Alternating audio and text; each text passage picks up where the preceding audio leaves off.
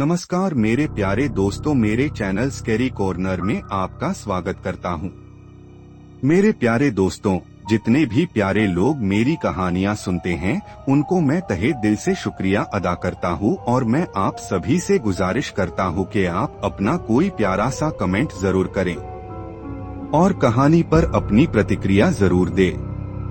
आज की हमारी कहानी एक महत्वाकांक्षी डॉक्यूमेंट्री फिल्म मेकर के बारे में है, जो कि डरावनी जगहों पर जाकर फिल्में बनाते हैं। लेकिन इस बार वे जिस जगह पर जाने वाले थे, शायद वहां पर जाने के बाद वो कहीं और जाने के बारे में सोच भी नहीं सकेंगे। क्या आपने कभी ऐसी जगह के बारे में सुना है जहां जो भी गया वो या तो वापस नहीं आया या फिर पागल हो गया? ऐसी ही एक रहस्यमयी और डरावनी जगह थी वर्मा हाउस। यह कहानी है अर्जुन, रोहित और सुमित की, जो एक भूतिया हवेली की सच्चाई जानने निकले थे। उन्हें लगा कि यह सिर्फ एक अफवाह होगी, लेकिन जैसे ही उन्होंने हवेली में कदम रखा, उन्हें एहसास हुआ कि उन्होंने मौत के दरवाजे पर दस्तक दे दी है। चारों ओर अजीबोगरीब आवाजें, सड़ांध भरी हवा और एक अज्ञात शक्ति का साया, वहाँ सब कुछ था जो किसी को भी पागल कर देने के लिए काफी था। लेकिन सबसे खौफनाक था वो काला दर्पण, जो अपने भीतर एक भयानक राज छुपाए हुए था। क्या वे इस हवेली से जिंदा बाहर निकल पाएंगे, या फिर कोई अनदेखी शक्ति उन्हें हमेशा के लिए अपना शिकार बना लेगी? एक ऐसी कहानी जो आपको सोने नहीं देगी। तैयार हो जाइए डर के सफर के लिए। तो चलिए ये कहानी सुनते हैं अर्जुन के नजरिए से। मेरा नाम अर्जुन है और मैं मुंबई में एक डॉक्यूमेंट्री फिल्म मेकर हूँ। मैं असली डरावनी कहानियों की खोज में अलग अलग जगहों पर जाता हूँ और वहाँ के रहस्यों को कैमरे में कैद करता हूँ। लेकिन जिस अनुभव ने मेरी जिंदगी हमेशा के लिए बदल दी, वह था वर्मा हाउस, एक सुनसान भूतिया हवेली जो सालों से वीरान पड़ी थी। यह घटना 2018 की है, जब मुझे एक स्थानीय पत्रकार से पता चला कि महाराष्ट्र के एक दूरदराज के गांव में वर्मा हाउस नाम की एक हवेली पिछले 30 सालों से वीरान पड़ी है। कहा जाता था कि वहां जो भी गया वह जिंदा लौटकर नहीं आया या फिर पागल हो गया। गांव वालों ने हवेली के पास जाना तक छोड़ दिया था। मुझे यह कहानी बहुत दिलचस्प लगी। मैंने अपनी टीम, रोहित कैमरामैन और सुमित साउंड रिकॉर्डिस्ट को बताया और हम तीनों उस जगह की सच्चाई पता करने के लिए निकल पड़े। जब हम गांव पहुंचे तो वहां के लोग हमें देखकर घबरा गए। हमने जब उनसे हवेली के बारे में पूछा तो वे एक ही जवाब देते, बाबूजी वहां मत जाइए, वो हवेली शापित है। जो कोई भी उस हवेली में जाता है कभी वापस लौट के नहीं आता, और अगर कोई जिंदा लौटकर आता भी है तो वो या तो पागल हो जाता है या तो कुछ दिनों में उसकी रहस्यमयी तरीके से मौत हो जाती है। लेकिन मैं अंधविश्वासों में यकीन नहीं करता था। हम तीनों ने कैमरा और अन्य जरूरी सामान लिया और हवेली की ओर बढ़ चले। जैसे जैसे हम हवेली के करीब पहुँचे, माहौल अजीब होता गया। हवा ठंडी और भारी लगने लगी। वर्मा हाउस एक पुरानी टूटी फूटी हवेली थी। दरवाजे पर जंग लगे ताले लटके थे, लेकिन किसी ने हमें बताया था कि पीछे से एक टूटी हुई दीवार के जरिए अंदर जाया जा सकता है। हम दीवार फांदकर अंदर गए। हवेली के अंदर घुसते ही एक अजीब सी सड़ांध भरी हवा हमारे नथुनों से टकराई, जैसे किसी चीज को सालों से सड़ने के लिए छोड़ दिया गया हो। सुमित ने मजाक में कहा, अरे भाई, ये तो हॉरर फिल्मों से भी ज्यादा डरावना लग रहा है। हमने कैमरा ऑन किया और जगह जगह शूटिंग शुरू कर दी। अचानक हमें ऊपर की मंजिल से किसी के चलने की आवाजें सुनाई दी। तुम लोगों ने सुना? रोहित फुसफुसाया। हमने एक दूसरे की ओर देखा। यह कैसे संभव था? यहाँ तो कोई रहता ही नहीं था। हमने हिम्मत जुटाई और ऊपर जाने वाली सीढ़ियों की ओर बढ़े। जैसे ही हम पहली सीढ़ी पर कदम रखते हैं, अचानक ऊपर से एक भारी चीज धड़ाम से गिरती है। हम सभी डर के मारे वहीं जम गए। रोहित ने कांपती आवाज में कहा, भाई यह कोई खेल नहीं है, हमें वापस चलना चाहिए। लेकिन मैं पीछे हटने वालों में से नहीं था। मैंने टॉर्च ऑन की और ऊपर की ओर बढ़ा। ऊपर का मंजर और भी खौफनाक था। हर तरफ धूल जमी हुई थी। टूटी हुई खिड़कियों से ठंडी हवा अंदर आ रही थी। अचानक मेरी टॉर्च की रोशनी एक कमरे के दरवाजे पर पड़ी। दरवाजा थोड़ा खुला हुआ था और उसके पीछे किसी की परछाई हिल रही थी। मेरा दिल जोरों से धड़कने लगा। मैं धीरे धीरे आगे बढ़ा और जैसे ही मैंने दरवाजा खोला, एक जोरदार झटके से दरवाजा अपने आप बंद हो गया और हमें किसी के जोर जोर से हंसने की आवाजें सुनाई देने लगी। दरवाजे के पीछे कौन था? दरवाजा जोर से बंद होते ही हवेली में गूंजती हुई उस भयानक हंसी ने हमारे होश उड़ा दिए। मैंने घबराकर रोहित और सुमित की ओर देखा। दोनों के चेहरे सफेद पड़ चुके थे।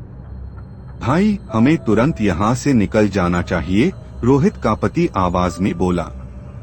लेकिन मैं अभी भी इस रहस्य से पर्दा उठाना चाहता था। मैंने हिम्मत करके दरवाजा फिर से खोला। कमरे में कुछ था। हम अंदर गए तो देखा कमरे के बीचों बीच एक पुरानी लकड़ी की कुर्सी रखी थी और उसके ठीक सामने एक अजीब सा काले रंग का दर्पण। यह कोई आम दर्पण नहीं था। उसकी सतह पर अजीबोगरीब धुंधले निशान बने हुए थे, जैसे किसी ने खरोंचकर कुछ लिखने की कोशिश की हो। सुमित ने कैमरा उस दर्पण की ओर घुमाया और जैसे ही उसने लेंस को जूम किया, हम सबकी धड़कनें रुक गईं।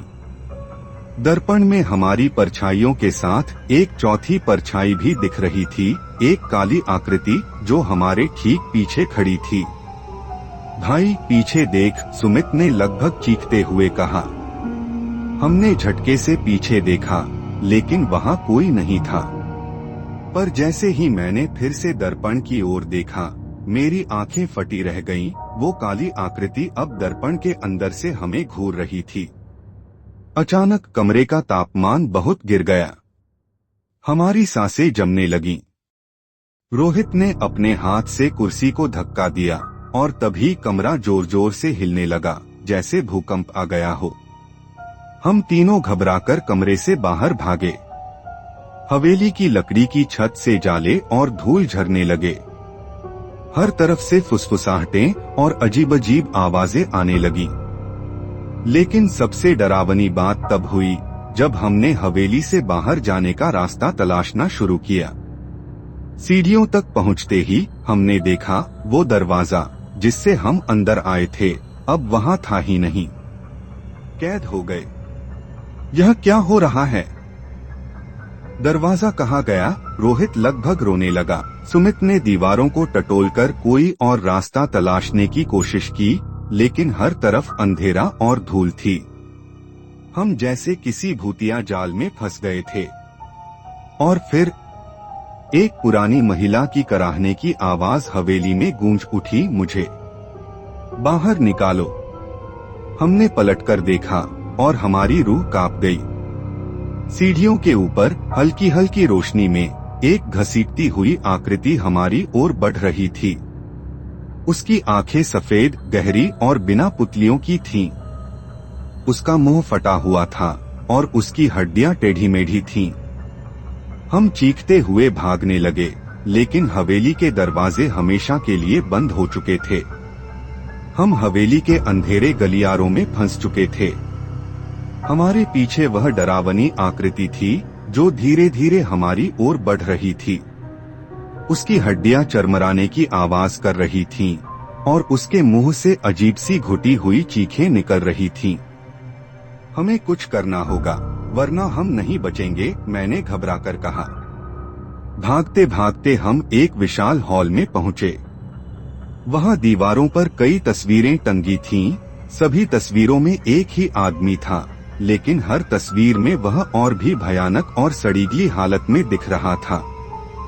सुमित ने डरते हुए कहा, यही हवेली का मालिक होगा, तभी हमें फर्श पर खून से लिखा हुआ एक पुराना दस्तावेज दिखा। मैंने कांपते हाथों से उसे उठाया और पढ़ने लगा। जो भी इस हवेली में प्रवेश करेगा वह इसे छोड़ नहीं पाएगा। यहाँ किसी की आत्मा कैद है और जब तक कोई उसकी जगह नहीं लेगा वह हवेली से बाहर नहीं जा सकती। हम तीनों के चेहरों का रंग उड़ गया। इसका मतलब था कि हवेली से कोई जिंदा बाहर नहीं निकल सकता। दरवाजा खुलने की आखिरी कोशिश, हम तेजी से भागते हुए मुख्य दरवाजे की ओर पहुंचे, लेकिन वह अब भी बंद था। रोहित और सुमित ने दरवाजा तोड़ने की कोशिश की, लेकिन वह टस से मस नहीं हुआ। और तभी वो भूतनी हमारे ठीक पीछे आ चुकी थी।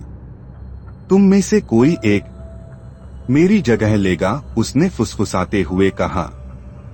हमने डर के मारे आंखें बंद कर लीं, लेकिन तभी मुझे याद आया वो काला दर्पण। अगर ये आत्मा इस हवेली में कैद है तो इसे वापस उसी दर्पण में भेजा जा सकता है। मैंने चिल्लाया। हम भागते हुए फिर उसी कमरे में पहुंचे जहां वह काला दर्पण था, लेकिन अब उसकी सतह और भी काली और चिपचिपी हो चुकी थी, जैसे वह किसी और ही दुनिया का दरवाजा हो। वह आत्मा कमरे में दाखिल हुई और जोर से चिल्लाई, अब तुम तीनों में से कोई एक मेरी जगह लेगा। लेकिन मैंने हिम्मत जुटाकर कहा, नहीं, तू यहीं जाएगी। और जैसे ही आत्मा ने हम पर हमला करने की कोशिश की, हमने मिलकर उसे धक्का देकर दर्पण की ओर धकेल दिया। वह भयंकर चीखने लगी। उसकी आवाज इतनी तेज थी कि कमरा हिलने लगा, हवेली की दीवारें टूटने लगी। आत्मा दर्पण में समाने लगी और उसके साथ ही दर्पण दरारों से भर गया। जैसे ही उसने आखिरी बार एक खौफनाक चीख मारी, पूरा दर्पण चकनाचूर हो गया। अचानक हवेली में सब कुछ शांत हो गया। मुख्य दरवाजा खुद ब खुद खुल गया। हम बिना एक पल गवाए बाहर भागे और सीधे अपनी गाड़ी में बैठकर वहां से निकल गए। पीछे मुड़कर देखा तो हवेली धीरे धीरे धुंध में गायब हो रही थी, जैसे वह कभी थी ही नहीं। क्या सच में सब खत्म हो गया? हम बच तो गए थे, लेकिन कुछ अजीब हो रहा था। जब मैंने गाड़ी के रियर व्यू मिरर में देखा तो मेरी पीछे वाली सीट पर कोई बैठा हुआ दिखा, सफेद आंखों वाली वही आत्मा।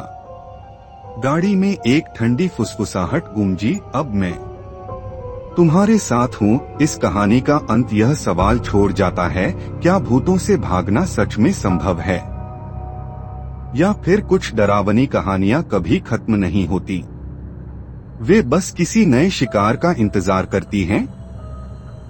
आशा करता हूँ कि आपको यह कहानी जरूर पसंद आई होगी।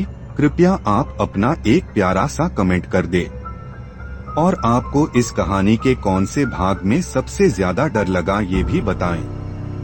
और यदि आपके पास भी कोई कहानी है तो कृपया उसे मेरे साथ शेयर करें डिस्क्रिप्शन में दिए गए ईमेल आईडी पर। और आपसे निवेदन करता हूँ कि कृपया आप इस चैनल को सब्सक्राइब जरूर कर ले, ताकि जब भी मैं कोई नई कहानी अपने चैनल पर शेयर करूँ आपको उसका नोटिफिकेशन जरूर मिले और आप मेरी आने वाली सभी रोचक और डरावनी कहानी को सुन सके।